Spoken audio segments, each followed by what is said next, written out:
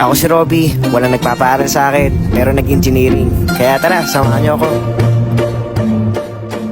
May halos 2 linggo na lang at matatapos na yung school year. Kaya heto, para't parito kami para ayusin yung mga papers na kakailanganin. Lalo na itong application for graduation na napakatrabahong gawin dahil napakaraming requirement na dapat papirmahan. Ganito pala yung mga struggles no pag graduating. Nakakaubos ng pasensya pero at least makakalaya ka na. Sana, pag-uwi ko naman inayos ko naman yung mga gamit ko dahil uuwi tayo ng Subic bukas. Napakarami na kasi masyado kaya paunti-unti kailangan na natin magbawas-bawas. Maski nga itong sinarekrek, babayahe rin pa uwi sa kanilang mga lugar. Ganon din tong si Genius na Cavite na kinikilig na naman dahil nireplyan. Pag-ibig nga naman, munti ko na nga rin makalimutan. Marami na pala ako natambak na labada kaya nung kinagabihan naginap na ako ng laundry shop na bukas pa. Mabuti na nga lang at meron tayong nakita. Pagkatapos naman nagpagas na rin ako para makondisyon tong motor ko dahil babiyahe pa tayo mamaya. Namili na nga rin ako ng tape para pantali sa bag kaso kinabukasan na pagtanto ko na parang mahirap. Masyado kasi malaki yung bitbit ko kaya baka mamaya pagmulan pa ng disgrasya. Naalala ko rin na graduating din pala ako kaya kailangan natin magdoble ingat. Kaya ang naging ending, nag-commute na lang ako pa uwi. Halos 1 taon na nga rin pala nung huling bumiyahe ako na nag-commute lang. Mas gusto ko kasi magmotor dahil mas tipid. Pero notice tayo ngayon dahil mas importante pa rin yung safety. Kasi ang pera na ibabalik pero ang buhay hindi. Sakto naman at habang nasa biyahe tayo may kinukutan ulit tayo para sa another electrical plant project. Salamat Arki. Isa rin pala kung bakit nakakatamad sa bus dahil wala akong magawa. Nasanay na rin kasi yung utak ko sa pagmamaneho kaya heto ako nabagot na. Napatiktok tuloy nung wala sa oras. Maya inantok naman ako dahil ako'y nahilo na. Muntik pa nga ako magsuka. Kulang 3 oras nga rin pala yung naging biyahe ko. Ito nga lang yung kagandahan kapag nakabas ka kaysa magmotor. Napakabilis ng biyahe. Magastos nga lang at nag-tricycle na naman tayo kaya another 150 na naman. Aray ko. Pagka-uwi ko naman si Itlog agad yung hinahanap ko. Napakatagal ko na rin kasi hindi nakita yung napakakulit kong pinsan na to kaya nakakamiss din talaga. Pinagmamayabang niya nga rin sa akin na may bagong headset daw siya. Tuwing movie nga ako dito hindi ako nito nilulubayan kasi pagbalik ko sa bahay ito na naman siya nakabuntot na naman. Nandito nga rin yung pinsan nating si Bilbong na galing pang Pangasinan para magbakasyon. Habang ito naman yung kapatid ko nakabaliktad ako naman. Ayaw talagang magtino, magbago ka na loko. Pagkatapos ko naman magpahinga, naisip ko muna magpahangin. Ang kaso wala pala akong dalang motor kaya itong wave na lang muna yung hihiramin natin. Kaso nung pinapadyang ako na ayaw mag-start. Naisip ko naman na baka mamaya kuryente lang yung naging problema dahil medyo mahina na. Kaya sinubukan ko ayusin. Nag-start naman siya na akala ko okay na kaso pag pinipiga namamatayan pa rin. Loose compression na yata kaya hinayaan ko na lang. Mabuti na nga lang yung isang tito ko may motor din na hindi masyadong ginagamit kaya hiniram ko na. Tapos naganap na ako dito ng pwede nating pagputripan dahil hindi pa talaga ako kumakain mula kanina. Mag-isa nga lang pala tayo ngayon kasi wala tayong kasama. Kaya sana bumalik ka na.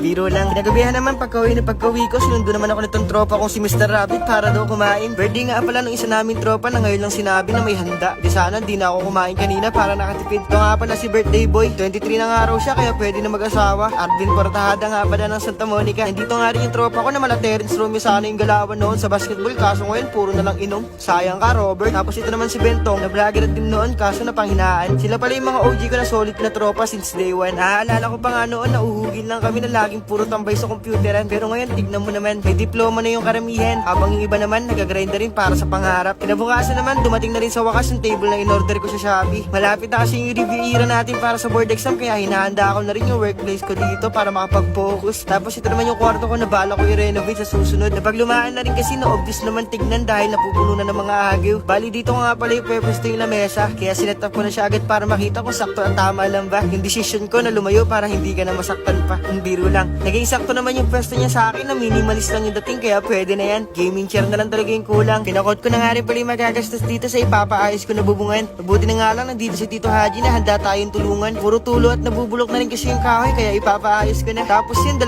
gabi lang pala tayo dito sa Subic. Noong mga sumunod na araw, bumalik din tayo agad ng Manila para pasukan pa yung huling linggo ng pasok namin sa mga natitirang subjects. Sana nga dito yung subject namin kay Ma'am Eva sa distrib. Ako naman na itong akala mo talaga nakikinig. Huling klase na rin pala natin to ngayon para sa subject na to. Tapos next week naman yung huling exam. Mukhang aasa na naman tayo sa dasal. Sa kabilang banda naman, nasa 70% na nga pala yung progress itong requirement namin na kailangan sa application for graduation. Buti na nga lang at tapos na rin yung trabaho ko bilang thesis leader kaya sila may bahala sa papers. Sobrang hands-on naman ng mga to, lalo na tong si Kabute kaya hindi na problema yan kasi problema na nila. Pagka-uwi ko naman, gagawa ulit muna tayo ng pera. Ito na nga pala yung kinoton ko nakaraan habang nasa bus. Bali may nauna nga pala dito pero waiting na lang ako sa additional pa dahil natapos ko na. Habang ito naman, sasaglitin ko na ngayon yung initial ang design dahil rush ng araw. Di naman naging problema sa akin yan dahil hindi natatagal to ng 2 oras. Pagkatapos naman dyan, siningit ko naman tong pinagawa sa akin ni Boss Eric para sa UPS project nila. Single line diagram naman to na 5 minuto ko lang ginawa. O parang wala pa nga. Sa akin nga rin nagpapagawa lagi to si Boss dahil malaking tiwala niya. Mentor ko nga pala yan dati sa pinag-OJT-han ko, baka Boss Eric yan. Bago naman matapos tong video na to, shoutout nga pala dito kay Boss Peter Heronimo sa mga pinabot niya sa aking clothing. Wala nga akong masabi sa ganda ng quality, kaya umorder na kayo mga sir. PM nyo lang ako para may cut naman ako kahit papano.